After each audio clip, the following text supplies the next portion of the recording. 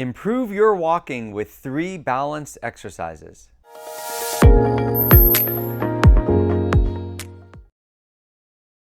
Hi, my name is Doug. I've been a physical therapist for 30 years and I specialize in helping people with balance problems learn to walk again. In this video, I'm going to show you 3 balance and proprioceptive exercises that I use every day in my clinic to help people regain their balance and stability. Wall leans. To do this exercise, you want to be standing against a wall. Where you put your feet will determine how difficult the exercise is. So in the beginning, just bring your heels about 4 inches away from the wall. Then what you want to do is cross your arms across your chest, and then using your muscles in your feet, pull your body off the wall. This is a difficult exercise, and a lot of people will find themselves cheating by either pushing their bottom against the wall or by bending forward to get themselves off the wall. What you want to do if you find that you're doing that is bring your feet closer to the wall. The only thing that you should be using to pull yourself forward is the muscles in the front of your shin, which are the muscles that lift your toes. So if you find that you're not lifting your toes as you bring yourself off the wall, you're either doing it without your feet far enough away from the wall, or you're cheating and using your bottom or your upper body to push off. So when you're doing it correctly, your feet are a few inches away from the wall. You're actually lifting your toes up as you come forward. Now, to make this exercise harder, you want to bring your feet further and further away from the wall. But there's a limit. Obviously, when you get your feet too far away from the wall, you're not going to be able to bring yourself off the wall without cheating. So I would say the maximum is about 12 to 18 inches of your heel away from the wall. I would practice this 5 to 10 times every day. There's not really sets and reps to doing this. This is really more of a balance challenge activity, but it's a great way to practice bringing your weight forward. So many people have trouble learning to bring their weight forward when they're walking. They end up putting all their weight on their heel, which is why a lot of people fall backwards, not forwards, when they stumble.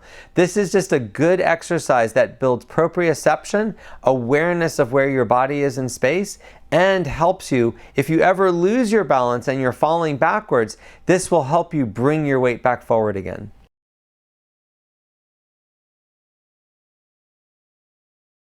To do the standing dizziness exercise, you'll need a couple things.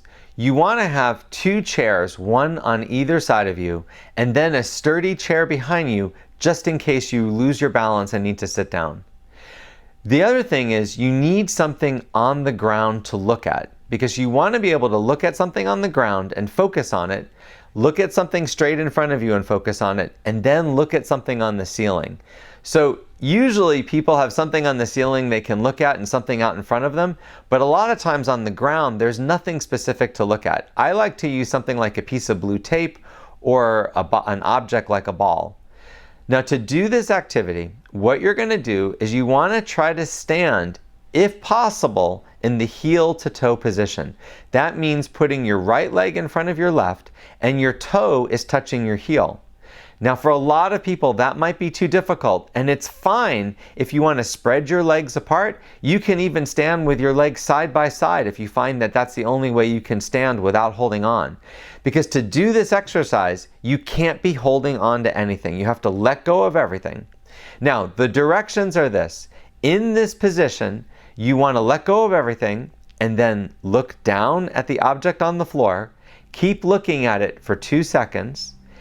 Then look straight ahead, focusing on something for 2 seconds, and then slowly look up and focus on that for 2 seconds.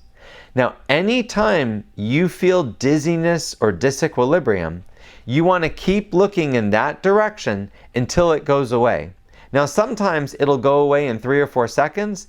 Some people, it can be as long as 30 seconds for it to go away. The way this exercise helps you is by repeatedly practicing making that dizziness go away. That's how over time you'll improve and stop having this type of dizziness. But in the beginning, you might find that it's just overwhelming when you shift your head. Some people, when they look straight ahead, they're fine, and then when they look up, they're overwhelmingly dizzy, and they have to grab onto the chair.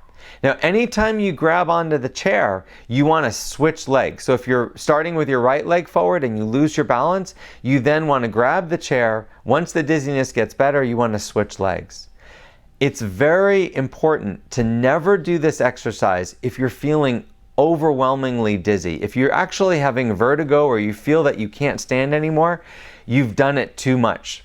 In a lot of people, this exercise can be made harder or easier by two things: where you place your feet and how fast you move your head. If you move your head fast, that's definitely going to make you more dizzy than if you do it slowly. So in some people, I just have to tell them to keep slowing down their head speed, because the object of this is not to make yourself dizzy.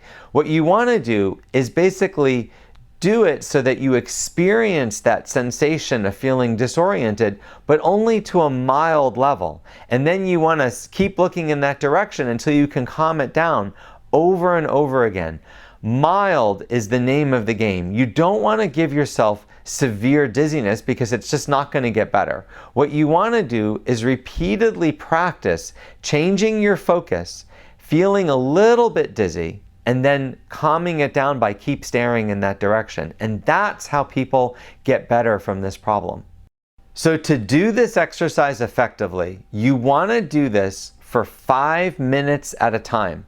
That means setting a timer, getting your chairs in place, and starting the timer by letting go of the chairs. And then do this for about 5 minutes. I find that this works best if you repeat it 5 times a day. So for 5 minutes, 5 times a day is the fastest way to improve this problem. But a lot of people don't have that much time, or they don't feel comfortable doing it that much. And I've seen people improve with this, doing it as little as twice a day. But you do have to do this every day for a few weeks to see this kind of improvement. I've worked with thousands of clients, and I've seen them with central vertigo get rid of it and not have this problem anymore. But it takes doing it about 5 times a day for a few weeks before you see that difference. Tapping an object in front of you. To do this activity, you'll need 2 things. You want something sturdy to hold on to in case you lose your balance, like a countertop or the back of a chair, and a target. You can use a step or a piece of cloth on the ground, anything that you can see.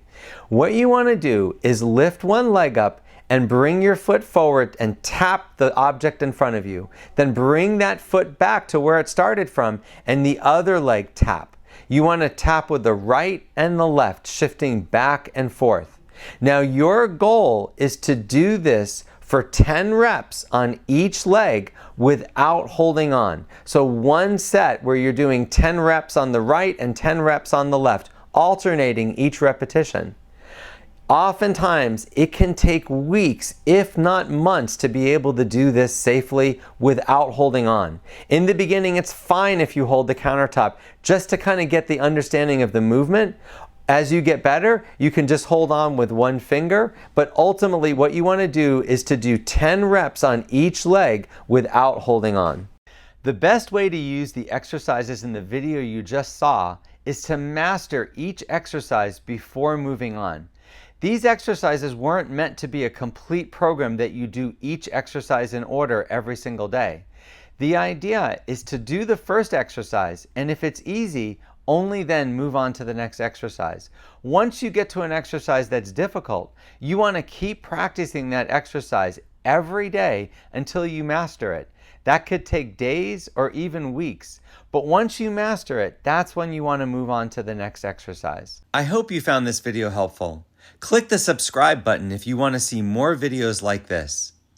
If you would like more help with your balance, look in the description for a link to a course I created that can help anyone improve their balance at home.